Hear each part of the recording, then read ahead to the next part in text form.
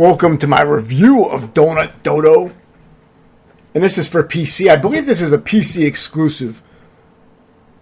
It's a great game if you like these old arcade games like Donkey Kong. I would say this is a top tier game of this style.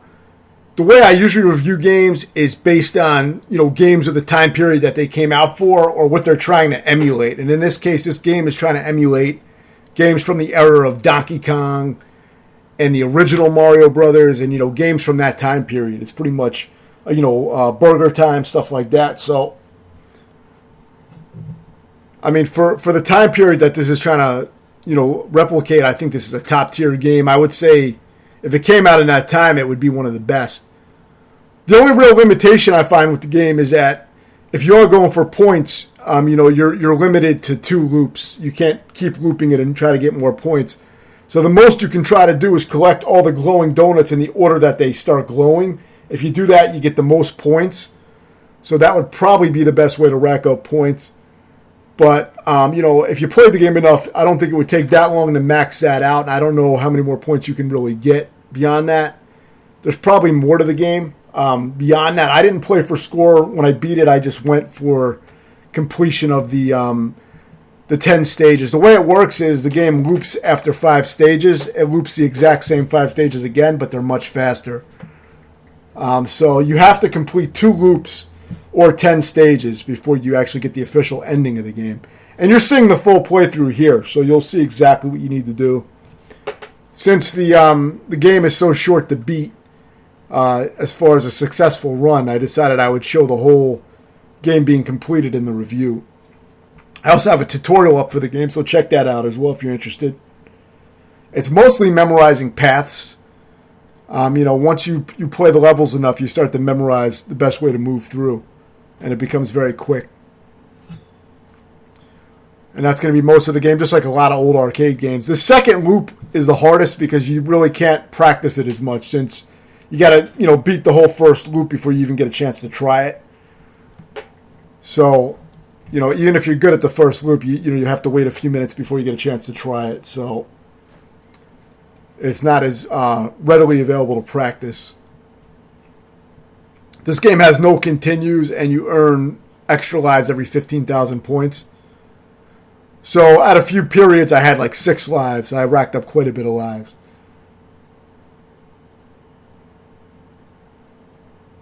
But yeah, this game plays way better than any games of that time period where, games like this came out in, so the control is not stiff at all. It's very fluid. You can grab ladders in midair.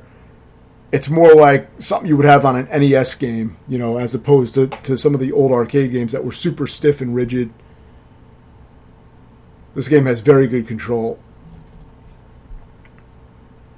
The only issue with the control that's kind of irritating is that when you go up or down a ladder, it's all or nothing. You pretty much either go up the ladder or down the ladder you can't stop in the middle of the ladder. So whenever you commit to a ladder, you have to make sure you have a clear path or you will die. It is one-hit deaths. You do respawn right where you died, and there's not many invincibility frames when you respawn, so you got to be careful with that. So this final stage of the first loop is a lot of teleporting doors. So you got to get used to where they end up and how the level wraps around. It takes some getting used to. It's probably the trickiest level. But after this, the first loop ends.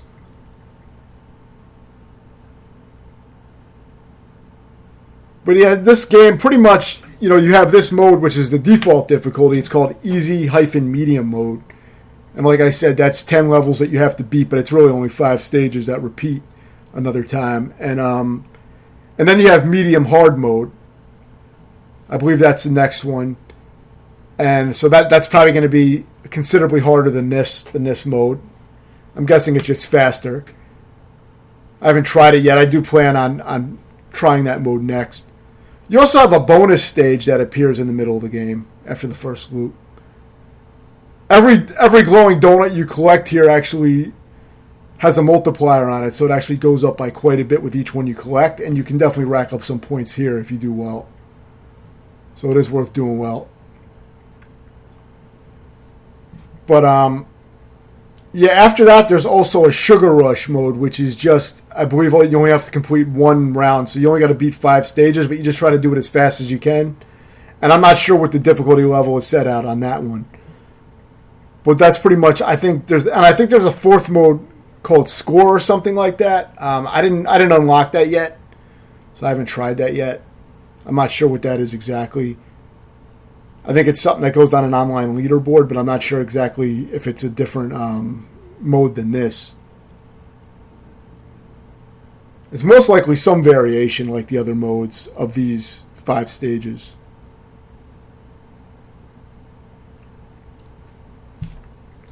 So this first stage is actually quite a bit harder than it was the first time in the second loop.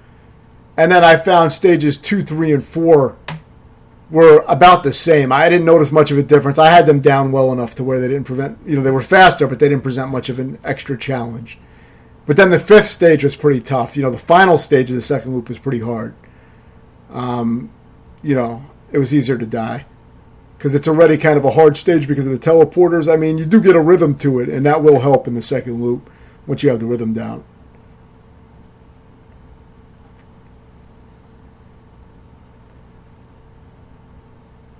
But yeah, this is really, I would say this is a top-level game for this kind of game. Of course, in my review, I'm not going to be comparing this to something like, fucking Elden Ring or something like that, just because it's a totally different kind of game. And I'm going to be really reviewing it based on what it's trying to compete with. Because it's a game in a certain style. It's based on a game from a certain era. So I think it would be best to compare it to the best games of that time period that it's based on. I think would be a good way to review this one.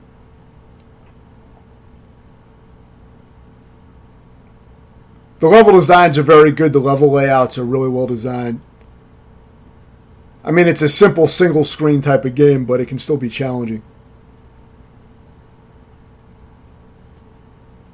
And I believe I mentioned it took me around 2.5 hours to beat.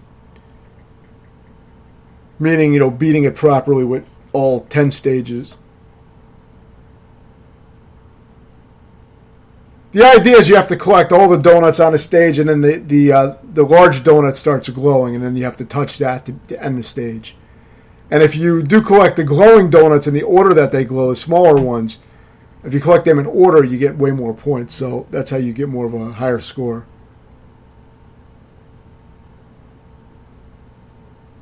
This game has elements of Donkey Kong Jr. like this stage and other games of this style. A little bit of Donkey Kong. There's a nice little mix.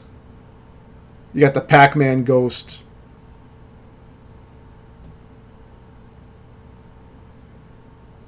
And the control is very, very good. So most of the time when you die, it's because you fucked up. You got to be careful because sometimes that bird crosses right when you're trying to climb up to that donut in this stage. But if I was patient and waited a little bit, I could have avoided that death.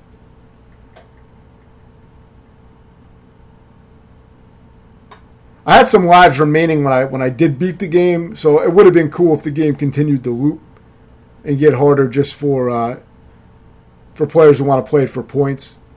But like I said, I was just going for the kills, so if I play it again, I'll probably just go for the hardest mode. And then after I'm done with that, I'll probably mostly be done with the game. But this game was also only a few bucks on Steam, so it is a cheap game as well.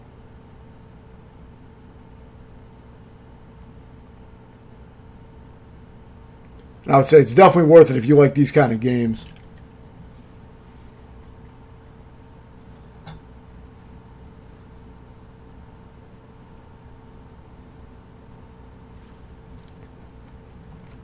So yeah, I'm almost done with this second loop now, which will end the game. And you'll see the ending. You got to be careful when you go through those doors, because sometimes enemies are right on the door, so it is a little tricky sometimes. I was playing on a 65-inch screen, so sometimes, I can't see both sides of the screen at the same time.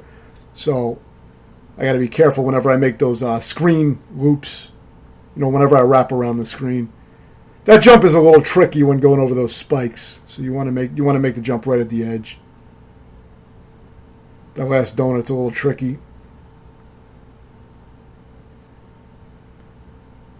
But yeah, after I get this will end the game for good. So it stops looping after this point.